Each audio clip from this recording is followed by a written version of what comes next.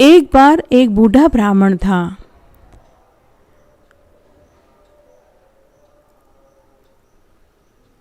वह रोज कमाने जाता था। अपने यजमानों के यहाँ कथा कहानी, पूजा पाठ, यज्ञ हवन करवाने जाता था। एक दिन की बात है, जब वह जा रहा था तो रास्ते में उसे बहुत सी औरतें कथा कहानी और पूजा करते हुए मिली। बूढ़े ब्राह्मण ने उन औरतों से पूछा कि बहनों, तुम सब ये क्या कर रही हो? तब वे औरतें बोली, पंडित जी, हम नित्यनेम की कहानी कह रही हैं, आओ आप भी सुन लो। तब वह बूढ़ा ब्राह्मण उन औरतों के पास बैठकर नित्यनेम की कहानी सुनने लगा। तब उन औरतों में से एक औरत नित्यनेम की कहानी सुनाने लगी। वार सोमवार, वार मंगलवार, वार बुधवार, वार बृहस्पतिवार, वार शुक्रवार, वार शनिवार, वार रविवार, पीछे आया सोमवार, महादेव का वार, 9 निधि 12 सिद्धि, हे भगवान तेरा आसरा, भर्या रवे पीहर सासरा। ऐसा कहते ही वहां धन का ढेर लग गया। तब वे औरतें बोली, पंडित जी, ये सब आपके भाग्य का है, आप इसे घर ले जाइए। बूढ़े ब्राह्मण ने कहा, अगर मेरे भाग्य का होगा तो मेरे घर में ही आ जाएगा। और बूढ़े ब्राह्मण ने धन लेने से इनकार कर दिया। बूढ़ा ब्राह्मण वापस घर आया। घर आने पर बूढ़े ब्राह्मण की पत्नी बोली, क्या कमा कर के लाए? आज तो आपके हाथ में कुछ भी नहीं है। तो बूढ़ा ब्राह्मण बोला, आज तो मैं नित्यनेम का नियम लाया हूँ। नित्यनेम की कहानी कहेंगे, सुनेंगे तो धन का ढेर लग जाएगा। भगवान, तुम जल का लोटा लाओ, चावल और चीनी की कटोरी लाओ, हम नित्यनेम की कहानी कहेंगे। तब बूढ़े ब्राह्मण ने अपनी पत्नी को नित्यनेम की कहानी सुनाई। वार सोमवार, वार मंगलवार, वार बुधवार, वार बृहस्पतिवार, वार शुक्रवार, वार शनिवार, वार रविवार, पीछे आया सोमवार, महादेव का वार, 9 निधि 12 सिद्धि, हे भगवान तेरा आसरा, भर्या रवे पीहर सासरा। तो नित्यनेम की कहानी सुनते ही वहां धन का ढेर लग गया। बूढ़े ब्राह्मण और उसकी पत्नी बहुत खुश हुए। समय बीतने लगा। तब एक दिन बूढ़े ब्राह्मण ने अपनी पत्नी से कहा कि आज मैं अपनी बेटी से मिलने जा रहा हूँ। बेटी को भी देख लूँ, उसे भी नित्यनेम की कहानी सुना दूँ, उसे भी नित्यनेम का नियम दे दूँ। फिर बूढ़ा ब्राह्मण अपनी बेटी से मिलने पहुँचा। तब बूढ़ा ब्राह्मण अपनी बेटी के ससुराल पहुँचा। बेटी बहुत गरीब थी। बूढ़े ब्राह्मण ने अपनी बेटी से पूछा कि बेटी, तू दुखी है या सुखी? बेटी बोली, बाबा, मैं तो बहुत दुखी हूँ। अगर घर में खाना हो तो खा लेते हैं, नहीं तो पानी पीकर सो जाते हैं। बूढ़े ब्राह्मण ने कहा कि बेटा, सब ठीक हो जाएगा, तू नित्यनेम का नियम ले ले। एक लोटा पानी भर के ला और एक कटोरी में चावल और चीनी लेकर आ। तब बूढ़े ब्राह्मण की बेटी लोटा भर के पानी लाई और कटोरी में चावल और चीनी लेकर आई। बूढ़े ब्राह्मण ने अपनी बेटी को कहानी सुनाई, नित्यनेम का नियम सुनाया। वार सोमवार, वार मंगलवार, वार बुधवार, वार बृहस्पतिवार, वार शुक्रवार, वार शनिवार, वार रविवार, पीछे आया सोमवार, महादेव का वार, 9 निधि 12 सिद्धि, हे भगवान तेरा आसरा, भर्या रवे पीहर सासरा। ऐसा कहते ही बेटी के घर में धन का ढेर लग गया। देवरानी जिठानी को जब पता लगा तो वे भागी भागी आई और पूछने लगी कि तेरा बाप आया था, क्या लेकर आया? हमने सुना है तेरे यहाँ धन का ढेर लग गया। तब बूढ़े ब्राह्मण की बेटी बोली कि मेरा पिता तो नित्यनेम का नियम लाया है। देवरानी जिठानी बोली, हमें भी नित्यनेम की कहानी सुना दे। तब बूढ़े ब्राह्मण की बेटी बोली, तुम भी सुन लो। लोटा भर के पानी रखा, चावल और चीनी की कटोरी रखी और बूढ़े ब्राह्मण की बेटी अपनी देवरानी जिठानी को नित्यनेम की कहानी सुनाने लगी। वार सोमवार, वार मंगलवार, वार बुधवार, वार बृहस्पतिवार, वार शुक्रवार, वार शनिवार, वार रविवार, पीछे आया सोमवार, महादेव का वार, 9 निधि 12 सिद्धि, हे भगवान तेरा आसरा भरया रवे पीहर सासरा। कहते ही वहाँ धन का ढेर लग गया। तो हे नित्यनेम भगवान, जैसे आप उस बूढ़े ब्राह्मण के ऊपर टूटे, बेटी के ऊपर टूटे, देवरानी जिठानी के ऊपर टूटे, वैसे सबके ऊपर टूटना, कहानी कहने वाले पर, सुनने वाले पर और हुक्कारा भरने वाले के ऊपर।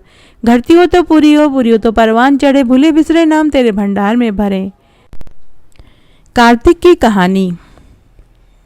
एक साहूकार दंपति थे, उनके 7 बेटा बहू थे।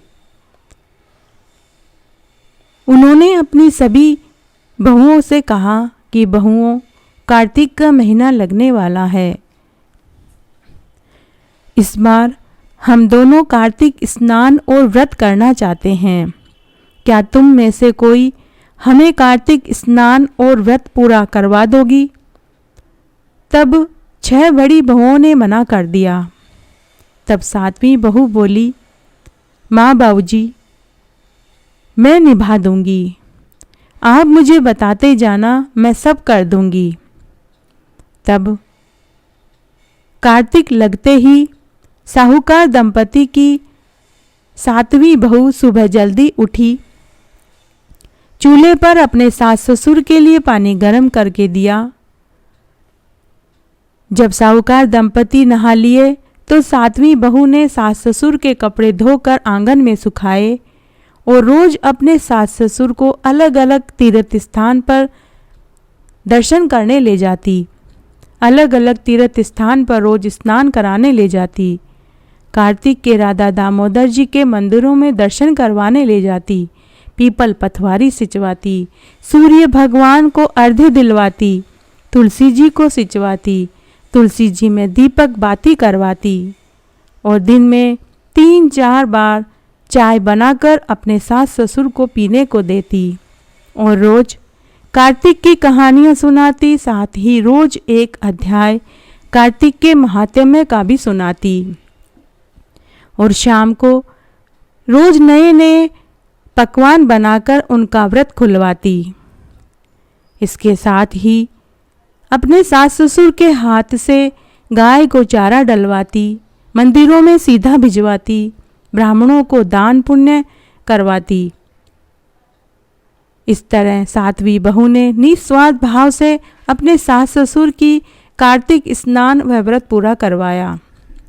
जब कार्तिक पूर्णिमा आई तो साहूकार दंपति ने अपनी 7वीं बहू से कहा कि बहू, हम कार्तिक व्रत का उद्यापन भी करना चाहते हैं, 2 ब्राह्मण जोड़ा जोड़ी को भोजन करवाना चाहते हैं। तब 7वीं बहू ने कहा कि माँ बाबूजी, जैसा आप चाहते हैं वैसा ही होगा। तब 7वीं बहू ने कार्तिक पूर्णिमा के दिन खीर, पूड़ी, हलवा, सब्जी बनाकर 2 ब्राह्मण जोड़ा जोड़ियों को जिमाया और अपने सास ससुर के हाथ से उन्हें दक्षिणा भी दिलवाई।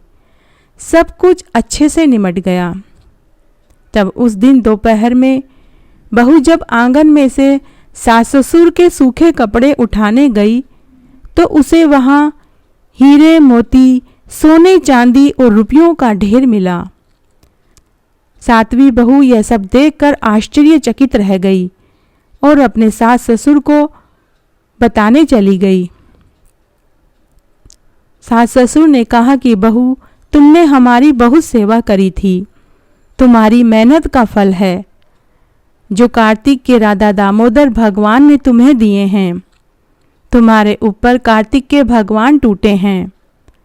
7वीं बहू का घर धन दौलत से भर गया। जब 6 बड़ी बहुओं को पता चला तो वे सभी भागी भागी आई और अपनी गलती की माफ़ी मांगने लगी। तो हे कार्तिक के भगवान, जैसे आप 7वीं बहू के ऊपर टूटे वैसे सबके ऊपर टूटना, कहानी कहने वाले पर, सुनने वाले पर और हुक्कारा भरने वाले के ऊपर। घड़ती हो तो पूरी हो, पूरी हो तो परवान चढ़े, भूले बिसरे नाम तेरे भंडार में भरे। कार्तिक की एक अन्य कहानी इस प्रकार है। अगर आप कार्तिक स्नान करते हैं तो आपको कार्तिक की सभी कहानियाँ सुननी चाहिए। रोज़ एक नई कहानी सुननी चाहिए। अलग अलग कहानी सुनने का बड़ा ही धर्म लगता है और व्रत के साथ में कार्तिक की कहानी सुनने का पूरा फल मिलता है। आइए अब हम कार्तिक की अन्य कहानी सुनते हैं। एक गांव में एक बुढ़िया माई अपने बेटा बहू के साथ रहती थी। जब कार्तिक का महीना आया तो बुढ़िया माई ने अपने बेटे से कहा कि बेटा, इस बार मैं भी कार्तिक स्नान करना चाहती हूँ, क्या तू मुझे पुष्कर में कुटिया बनाकर छोड़ आएगा? तो बुढ़िया का बेटा बोला, ठीक है माँ, मैं तेरे लिए सारा इंतजाम करवा दूंगा। तब बुढ़िया का बेटा अपनी पत्नी से बोला, भाग्यवान, मेरी माँ कार्तिक स्नान करने पुष्कर जाना चाहती है। तुम मेरी माँ के लिए काजू बादाम और देसी घी डालकर आटे के लड्डू बनाकर दे देना, ताकि वो रोज़ एक लड्डू खा ले। और मेरी माँ की सभी दवाइयाँ, कपड़े, सामान एक बक्से में रख देना। मैं खुद अपनी माँ को पुष्कर छोड़ कर आऊँगा। बुढ़िया की बहू बड़ी ही झगड़ालू स्वभाव की थी। वो अपनी सास को बिल्कुल पसंद नहीं करती थी। मन ही मन जल भून कर उसने सारा काम किया। दूसरे दिन बुढ़िया का बेटा अपनी माँ को लेकर पुष्कर में कुटिया बनाकर छोड़ आया और माँ से बोला कि माँ, 1 महीने बाद मैं तुम्हें खुद लेने आऊँगा। माँ ने अपने बेटे को ढेरों आशीर्वाद दिए।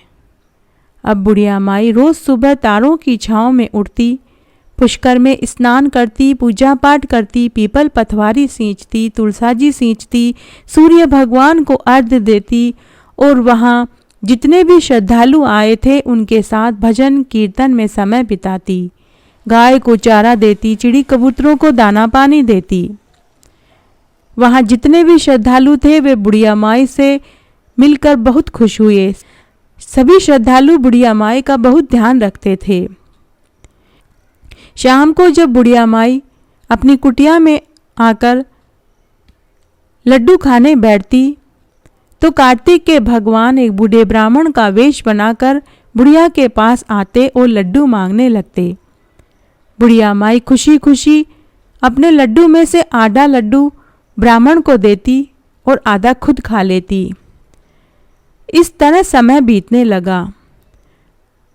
जब कार्तिक पूर्णिमा आई तो उस दिन बुढ़िया माई वापस से तारों की छाँव में उठी, स्नान किया, सूर्य भगवान को अर्घ्य दिया, पीपल पथवारी सींची, कथा कहानी सुनी और शाम को अपनी कुटिया में आकर जब व्रत खोलने बैठी तो वापस से रोज की तरह वही बूढ़े ब्राह्मण बुढ़िया के पास लड्डू मांगने के लिए आकर खड़े हो गए।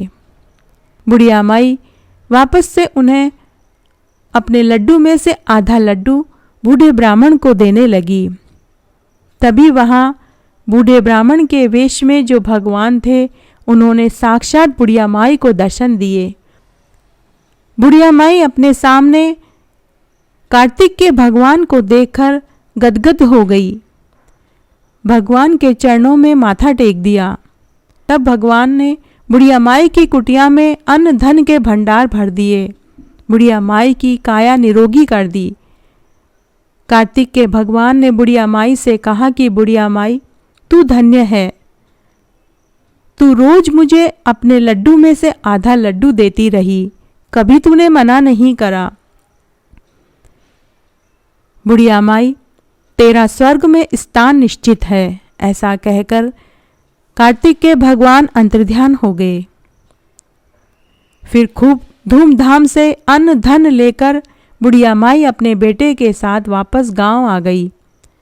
जब बुढ़िया की बहू ने अपनी सास को धन दौलत के साथ देखा तो उसने अपने पति से कहा कि अगले बरस आप मेरी माँ को भी कार्तिक स्नान के लिए पुष्कर में कुटिया बनाकर छोड़ने जाना। समय बीता। अगले बरस जब वापस कार्तिक का महीना आया तो बुढ़िया की बहू ने खुद की माँ के लिए खूब सारे काजू बादाम और ढेर सारा देसी घी डालकर आटे के लड्डू बना कर दिए और अपने पति से बोली कि मेरी माँ को भी पुष्कर में कुटिया बनाकर छोड़ कर आओ। दामाद अपनी सास को लेकर पुष्कर में गया और वहाँ कुटिया बनाकर छोड़ आया।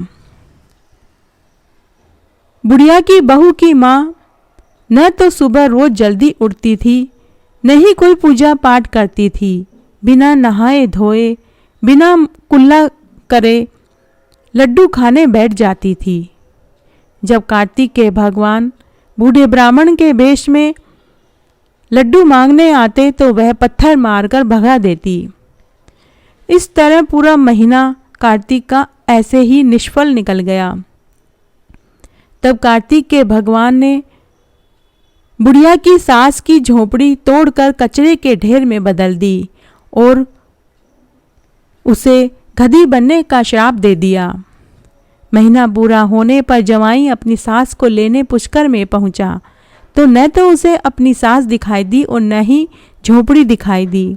जवाई ने आसपास के लोगों से पूछा कि मैंने अपनी सास को यहीं इसी जगह झोपड़ी बनाकर छोड़ कर गया था, तो न तो यहाँ झोपड़ी है और न ही मेरी सास। क्या आप लोगों ने उन्हें कहीं देखा? तब लोगों ने कहा, तुम्हारी सास ने पूरे कार्तिक के महीने में न तो पुष्कर स्नान किया, न पूजा पाठ, न ही कोई दान पुण्य किया। रोज बिना नहाए कुल्ला फाकड़े करे रोज लड्डू खाने बैठ जाती थी। उसे कार्तिक के भगवान ने गधी बना दिया है। तब बुढ़िया का बेटा अपनी सास के गले में रस्सी बांधकर घर लाया और घर के बाहर एक पेड़ के बांध दिया। बुढ़िया की बहू समझ रही थी कि उसकी माँ खूब सारा धन लेकर आएगी। जब उसने अपने माँ को नहीं देखा तो उसने अपने पति से पूछा कि मेरी माँ कहाँ है? क्या मेरी माँ खूब सारा धन दौलत लेकर गाड़ी में आ रही है? तब उसके पति ने पूरी सच्चाई अपनी पत्नी को बताई। बुढ़िया की बहू जोर जोर से रोने लगी और वह बोली कि अब मेरी माँ वापस गधी से औरत कैसे बनेगी? तब एक पंडित से पूछा गया। तब उस पंडित ने कहा कि आपकी सास गधी से औरत तभी बनेगी जब आपकी माँ के नहाए हुए जल से यह गधी नहाएगी, तभी यह गधी से औरत बनेगी। तब बुढ़िया नहाने लगी तो नहाने का पानी नाली में गिरा तो उस नाली के नीचे गधी को खड़ा कर दिया। बुढ़िया के नहाए हुए जल से जब गधी नहाई तो वह वापस गधी से औरत बनी। तो इस तरह आज मैंने आपको कार्तिक की एक पौराणिक कहानी सुनाई। आशा करती हूँ आपको ये जरूर पसंद आएगी। कार्तिक की एक अन्य कहानी। एक बार की बात है, एक गांव में सास और बहू थी। कार्तिक का महीना लगने वाला था। गांव में सासू की बहुत सी सहेलियां गंगा स्नान करने जा रही थी। तब साहूकारनी ने अपनी बहू से कहा कि बहू, मेरी सभी सहेलियां और गांव में सभी कार्तिक स्नान करने के लिए हरिद्वार गंगा जी जा रहे हैं। मैं भी जाना चाहती हूँ। तुम पीछे से घर का, गाय भैंसों का, बच्चों का पूरा ध्यान रखना। बहू ने अपनी सास से कहा कि सासू माँ, मेरा भी कार्तिक स्नान और व्रत करने का बहुत मन है, मैं भी आपके साथ चलना चाहती हूँ। तो साहूकारनी अपनी बहू से बोली, बहू, तेरी तो पूरी उम्र पड़ी है, तू बाद में चली जाना, अभी तो मैं चली जाती हूँ। और साहूकारनी ने अपनी बहू को घर का, बाहर का सारा काम समझाया और गांव की औरतों के साथ हरिद्वार गंगा स्नान करने चली गई।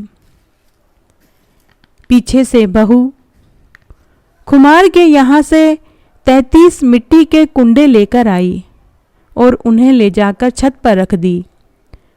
और कार्तिक के महीने में रोज एक कुंड में कुएं से पानी लाकर भरती और तारों की छाँव में सुबह छत पर बैठकर नहाती। साहूकारनी नहाती जाती और बोलती जाती, मन चंगा तो कठौती में गंगा, सासू नहावे ऊंडे मैं नहाऊं कुंडे। इस तरह जब वह नहाती तो मिट्टी के कुंडे में गंगा की धारा फूट पड़ती। इस तरह समय बीतने लगा। तब एक दिन हरिद्वार में गंगा जी में जब साहूकारनी नहा रही थी तो उसकी 1 तोले की सोने की नथ गंगा जी में बह गई। साहूकारनी बहुत दुखी हुई। इधर बहू जब कुंडे में पानी भर कर नहाने लगी तो उसमें गंगा जी की धारा फूट पड़ी और गंगा जी की धारा के साथ सासू माँ की सोने की नथ भी आ गई। सासू की नथ देखकर बहू पहचान गई कि यह नथ तो मेरी सासू माँ की है। बहू ने नथ संभाल कर रख ली। इस तरह कार्तिक का महीना पूरा हुआ तो साहूकारनी हरिद्वार से वापस अपने घर अपने गांव आ गई। साहूकारनी की सोने की नथ गुम हो जाने से वह दुखी और उदास बैठी थी।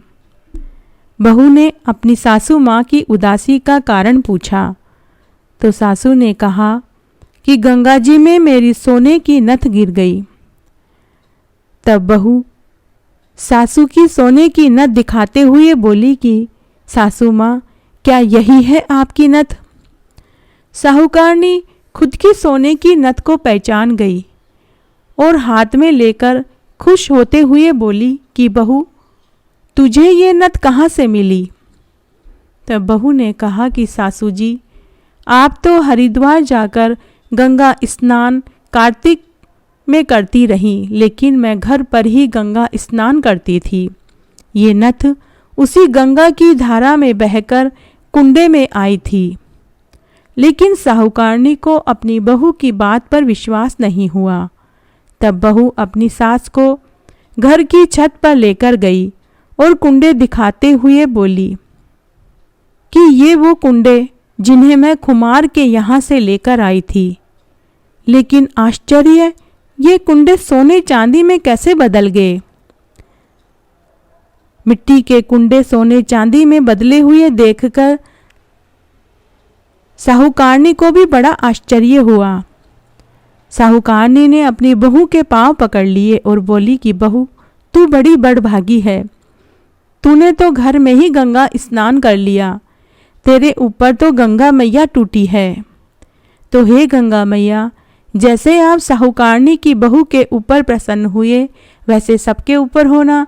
कहानी कहने वाले के, सुनने वाले के और हुक्कारा भरने वाले के ऊपर। घटती हो तो पूरी हो, पूरी हो तो परवान चढ़े, भूले बिसरे नाम तेरे भंडार में भरे। 9 ग्रह की कहानी। एक गांव में 2 भाई बहन थे।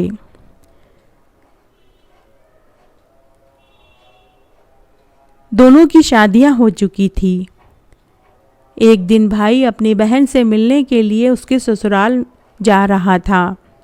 भाई अपनी बहन से मिलने जंगल के रास्ते से जा रहा था। रास्ते में उसे एक सर्प मिला और वह बोला, मैं तुझे डसूंगा।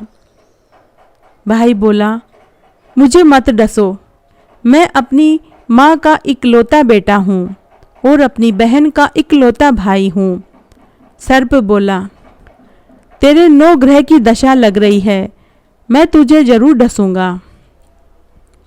तब भाई बोला, मैं अपनी बहन से मिलकर आ जाऊं तब मुझे डस लेना।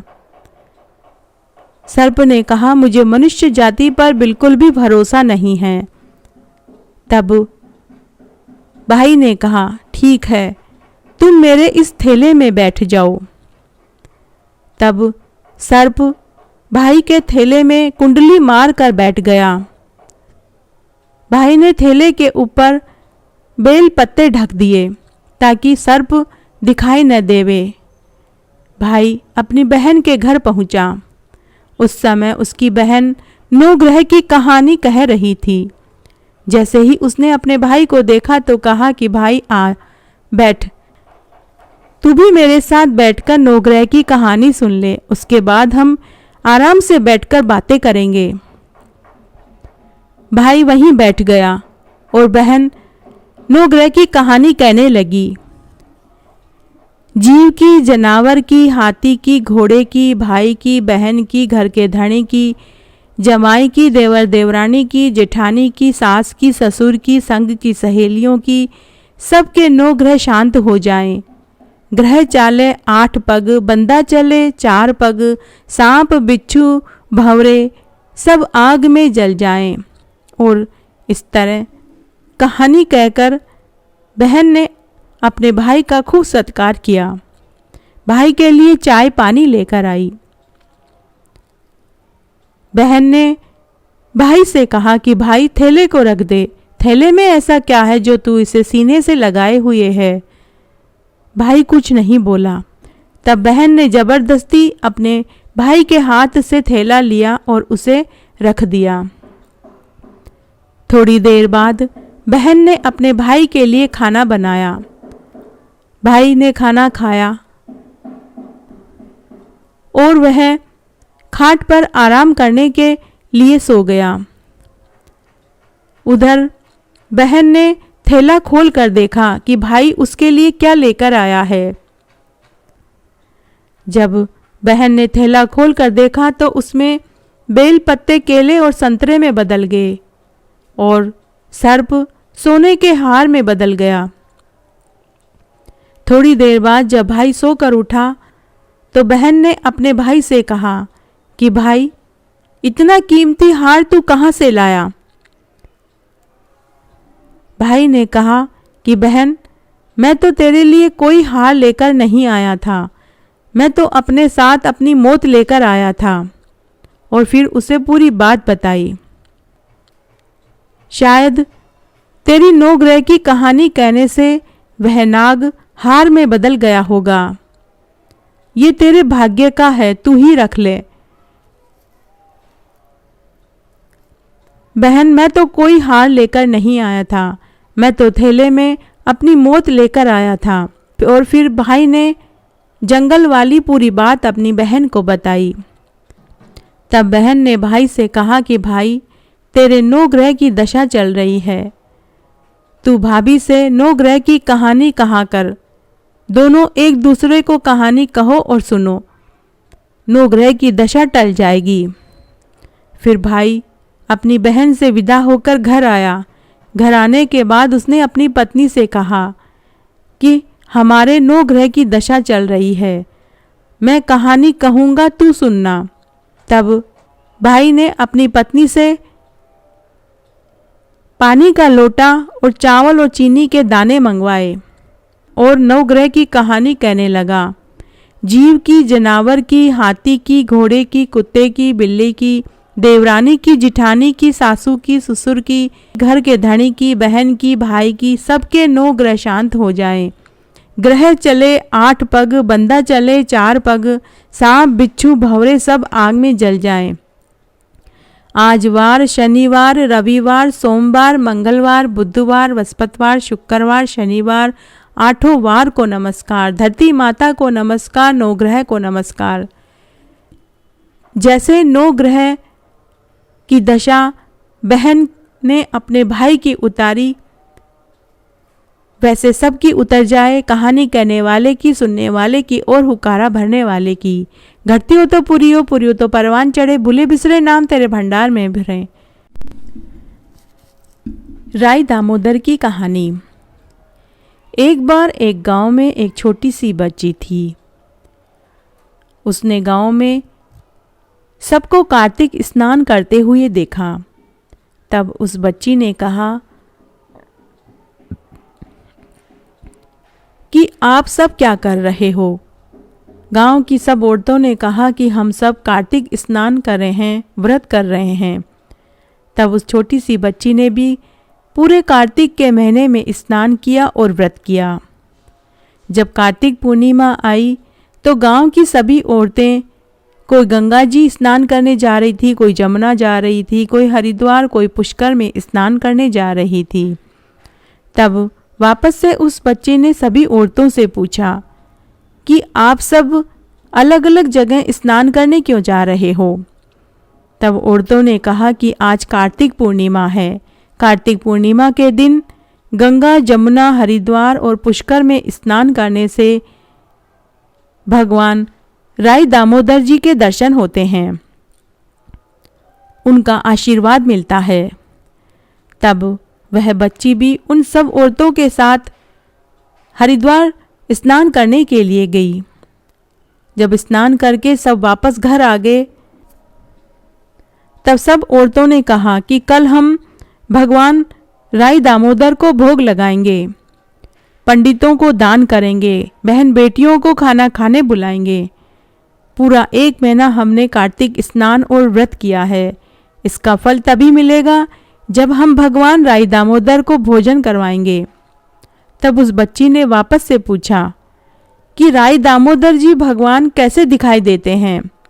तब एक औरत ने कहा, मोर मुकुट पहने हुए, गले वैजंती माला, पीतांबरधारी, सुदर्शन चक्रधारी, ऐसे दिखाई देते हैं राई दामोदर भगवान। तब वह बच्ची भी घर आई।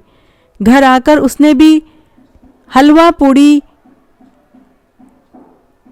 और खीर बनाई और उसने राई दामोदर भगवान को आवाज़ लगाने लगी कि हे राई दामोदर भगवान, मेरा भोजन स्वीकार करो। लेकिन भगवान नहीं आए।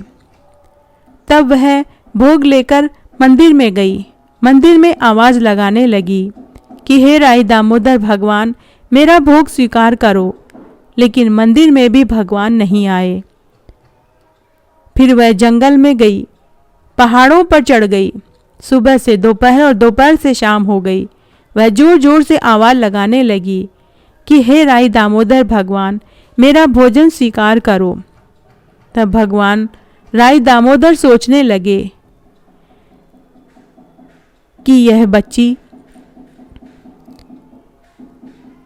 मंदिर मंदिर, जंगल जंगल और पहाड़ों पर भटक रही है। अगर आज हम इसकी नहीं सुनेंगे तो कलयुग में हमें कौन मानेगा? तब भगवान राई दामोदर ने एक ब्राह्मण का रूप बनाया और उस बच्ची के पास गए और बोले कि बेटा, मैं ही तुम्हारा भगवान हूँ, तुम मुझे भोग लगा दो। तब वह बच्ची बोली कि नहीं, आप मेरे भगवान नहीं हो सकते। बूढ़े ब्राह्मण के वेश में जो राई दामोदर भगवान थे, उन्होंने कहा, क्यों बेटा, मैं तुम्हारा भगवान कैसे नहीं हो सकता? तब वह बच्ची बोली, मेरे भगवान तो मोर मुकुट, गले वैजंती माला, पीतांबरधारी, सुदर्शन चक्रधारी होते हैं। उनको तो मैंने इसी रूप में औरतों से कहते हुए सुना है, इसलिए आप मेरे भगवान नहीं हो सकते। तब भगवान ने उस बच्ची को साक्षात दर्शन दिए, चतुर्भुज रूप दिखाया। बच्ची खुश हो गई, पागलों की भांति आगे आगे भागी जा रही थी और अपनी सभी सहेलियों से उनके घरों में जाकर कहती जा रही थी, मेरे घर भगवान आए हैं, मेरे घर भगवान आए हैं। गांव की औरतें, बच्चे, बूढ़े सभी उस बच्ची के घर भगवान के दर्शन करने के लिए पहुँचे। लेकिन राई दामोदर भगवान सबको कहाँ दिखाई देने वाले थे? वे तो सिर्फ सच्चे भक्त को ही दिखाई देते हैं। तो हे राई दामोदर भगवान, जैसे आपने उस छोटी सी बच्ची को दर्शन दिए, वैसे सबको देना, कहानी कहने वाले को, सुनने वाले को और हुक्कारा भरने वाले को। घटती हो तो पूरी हो, पूरी हो तो परवान चढ़े, भूले बिसरे नाम तेरे भंडार में भरे। धन्यवाद।